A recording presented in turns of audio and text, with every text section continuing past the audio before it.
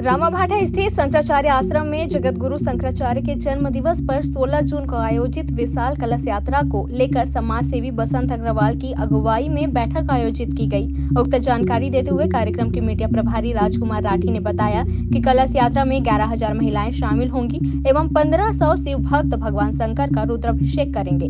राजकुमार राठी ने बताया कि छत्तीसगढ़ में पहली बार 11,000 महिलाओं द्वारा सिर पर जल का कलश लेकर गाजे बाजे व झांकी के साथ कलश यात्रा 16 जून को प्रातः 9 बजे पंजारी माता मंदिर से प्रारंभ होगी, जिसका समापन रामाभाटा स्थित शंकराचार्य आश्रम में होगा।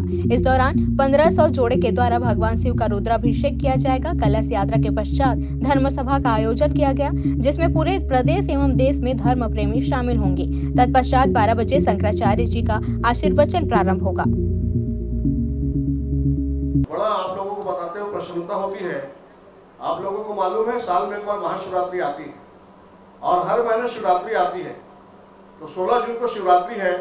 मैं समझता हूँ इससे बड़ा सौभाग्य का विषय नहीं हो सकता। हर हर महादेव। 16 जून को शिवरात्रि है और वसंत भाई के माध्यम से और आप सबके माध्यम से 1500 जोड़े भगवान शिव का अभिषेक कर रहे हैं और 11,000 हमारी माताएं, हमारी बहनें इतने गर्मी में बिना चप्पल के सिर पर कलश में वरुण देव को धारण करके चलेगी। मैं समझता हूँ इससे बड़ा पुण्य का काम पूरे देश में कहीं नहीं हो सकता। ये बहुत अच्छे दिन ये कार्यक्रम हो रहा है कि उस दिन शंकराचार्य जी का जन्मदिन है।